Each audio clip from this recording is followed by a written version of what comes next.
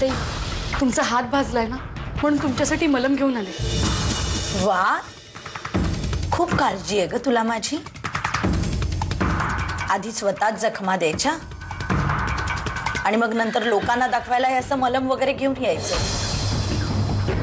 तुझं हे दुट्टप्पी वागणं मला कळत नाहीये असं वाटलं तुला? माहिती असं का बोलताय तुम्ही? ए, उगाच वेड पांघरू नकोस. त्या दिवशी तू मुद्दामून अर्जुनला इथे आधी बोलावून ठेवलंस आणि मग मला सगळं बोलायला भाग पाडलंस. मी अर्जुनच्या नजरेत वाईट व्हावं म्हणूनच ना? तुला काय वाटतं मला काही कळत नाहीये? एक विसरू नकोस आर्या, तुझ्याहून 10 पावसाळे जास्त बघितलेत मी. आता तुला वाटत असेल की तू जिंकलीयस आणि मी हरलीये, पण हरलेला डाव कसा जिंकायचा ना मला चांगलंच माहितीये.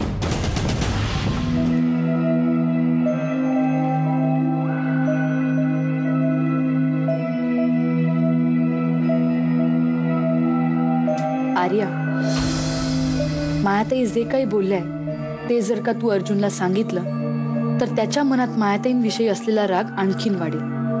आणि तसं जर झालं तर या दोन्ही परिवारांना एकत्र आणण्याचं तुझं स्वप्न कधीच पूर्ण होणार नाही.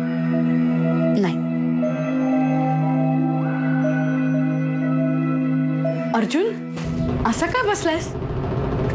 काय झालं? खाल्लीच बोलणी वाटतं त्यांची.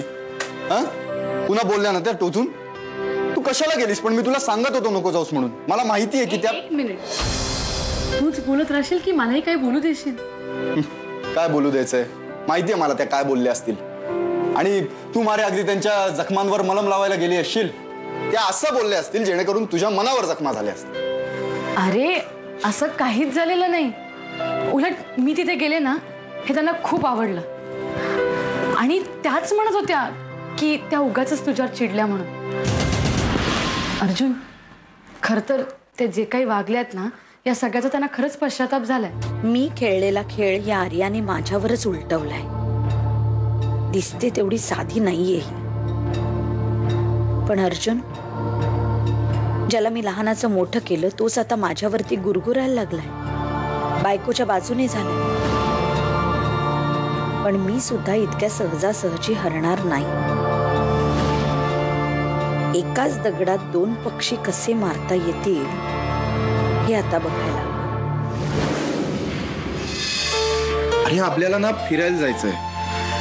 आजचा अख्खा दिवस आपण दोघे एन्जॉय करूया. हा, चालेल? येशील ना माझ्या बरोबर? आणि एक खूप महत्वाचं काम आपलं बरेच दिवसांपासून राहिलंय, ते करायचं. मी कोण, कुठली, तुम्हाला काहीच माहिती नाही. आमच्या घराबद्दलही काही माहिती नाही. आणि असं सगळं असताना तुम्ही माझ्याशी लग्न करायला का तयार झालात?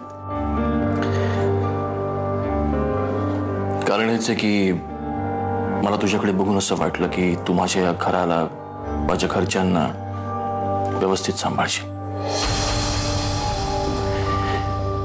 अर्चना, माझ्या मावशीनंतर या घरासाठी झटताना मी कोणाला बघितलं असेल ना तर ती तू आहेस.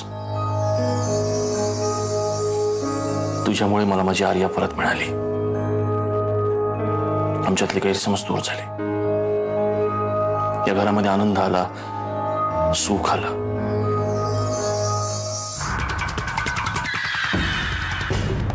कुठे गेले असतील हे दोघे? तेही मला न सांगता.